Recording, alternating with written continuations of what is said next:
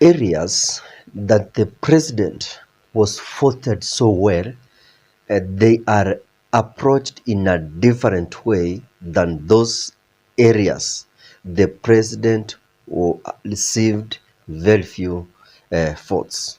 For example, I want to compare Kisumu, Siaya, and Homa Bay versus Bomet County. The deputy president and the president and the deputy president were in Nyanza region for a trip 2 days, and the approach was totally different with the one I witnessed yesterday in Bomet County. In Kisumu, Homa Bay and Siaya, we know very well that that one is Raila Amolo Odinga's bedroom. All leaders elected from those areas, they are Raila Amolo Odinga's, they won through ODM. That is Azimio la Umoja. And when we come to Kericho, Bomet, all elected leaders, they were voted under Kenya Kwanza. So, if you are keen enough and listen the speech of William Samoei Ruto and Rigathi Gachagua in Nyanza, and you compare it with the one they had in Bomet yesterday, it's totally different. Let's first start with the Nyanza regions that they visited on Thursday and on Friday and Saturday. The president and the deputy president were so humble. Their speeches were of low tone and they did not point anyone. They were just talking as if it was friendly. And that's why leaders from Raila Amolo Odinga's bedroom were telling the president directly what they want. I remember very well the Homa Bay County Governor Gladys Wanga told the president that this is Raila Amolo Odinga's bedroom.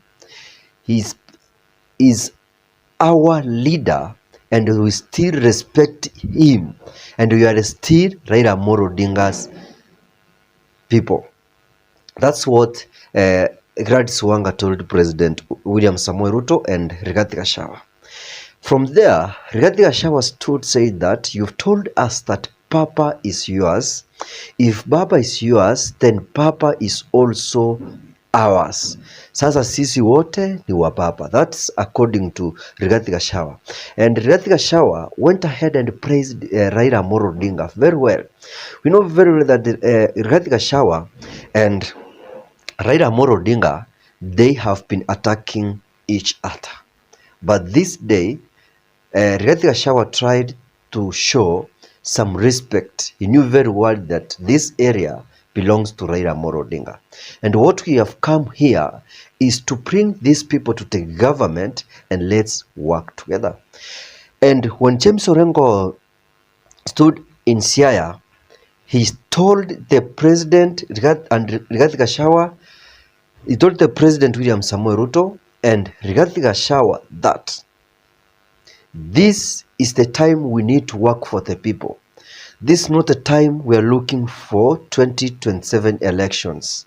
2027 is still far, but let us sit down and work for the people.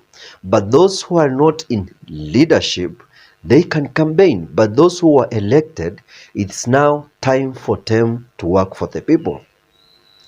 The president also stood up and responded to James Orengo saying that it's true as my brother James Orengo said, this is the time we need to work. And this is the time we need to show respect to one another. And that's how Nyanza leaders came into an agreement to work with the president. But I'm very sure that by them coming in to work with the president, that one it doesn't mean that they are out of Raila Amolo Odinga's party. They still belong to Raila Amolo Odinga, but they are working with the president. Now, yesterday in Bomet County, I saw the president and Rigathi Gachagua were not in moods. Rigathi Gachagua tried to lecture those leaders who were supporting Azimio la Umoja.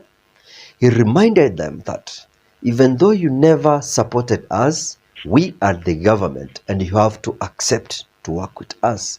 And we don't want anybody to come in and dictate us on what to do. You just relax and don't remind us that we are going to fail. Who told you that we are going to fail?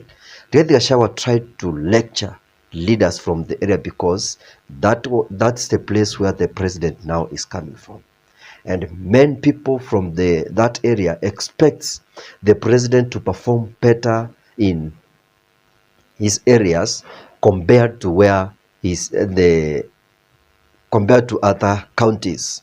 That's why Rigathi Gachagua had to warn them that if the president is going to do according to your will, don't come to tell us what to do. Just relax, we'll serve all Kenyans equally. That's according to Rigathi Gachagua. Now the president lectured Kericho County MCS. You know very well that on Friday we saw some arguments and kind of fight from Kericho MCS. Now the president put it clear yesterday that these MCS are fighting for positions. Let us not fight for positions. Na huo ni ujinga. The president told them direct, huo ni ujinga. But when in Kisumu, all other parts of the country like Kakamega, he doesn't use such words. But kwao lazima ajaribu kuambia ukweli, waache ujinga, and let them sit down and work with the governor. This is not the time MCAs are fighting for positions. This is the time they need to come together, work with the governor, and deliver to Kenyans what they promised them. And if they are going to continue fighting, then it means at the end of 5 years, they're going to do nothing. And that's the area where the president is coming from. If they fail to perform, the president has also failed. And many people will start evaluating the president from the areas where he's coming from. Did he perform from Kericho, Bomet, Eldoret, and other areas that we know where the president is coming from? The former president Uhuru Kenyatta was evaluated from his home county. Did he perform? Some people are saying that he tried, and other people are saying that former president did not perform anywhere. Now, ladies and gentlemen, that's what I wanted to bring to you and understand how the president is trying to balance his work and make sure that all Kenyans have been served equally. At the same time, politically, there must be a lesson people needs to learn when the president is going around at regions. Like now in Nyanza regions, we saw kind of political maturity that many Kenyans never expected to come from the area. So many Kenyans were shocked, especially those leaders who have been accusing people from the area that they are born to throw stones, they don't listen to other leaders from different communities, but it shocked them. They received the deputy president and the president farewell. They enjoyed the place and they did what took them there. But there's something I noted very unique to the president William Samuel Ruto. You know, many leaders from the area were unable to tell the president what did he want. The president seemed to be knowing the area very well than most of the leaders elected from there.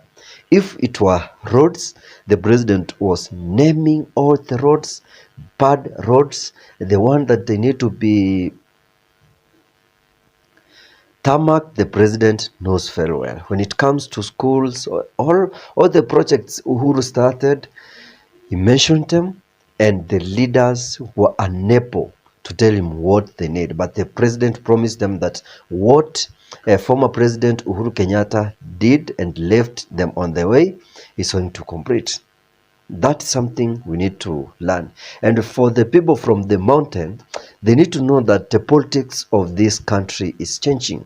They never knew that leaders from other areas can be received welfare in Nyanza. They have been accusing Raila Amolo Odinga, but now they have seen that the politics of this country is changing.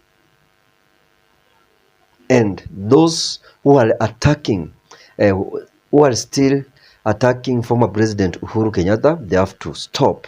They watched and they saw how leaders from Nyanza have what we call respect to other leaders. Nobody was attacked. Even the president was received very well. Nobody was lecturing him. And that's what the leaders from the mountain needs to learn at this time, so that they can prepare well on how they're going to try again to bring leadership to their region. Thank you for watching this video up to the end. I'm kindly requesting that if you've not subscribed to this channel, take your time, subscribe and put on the notification bell, so that every time I do any video, YouTube will automatically notify you. Bye.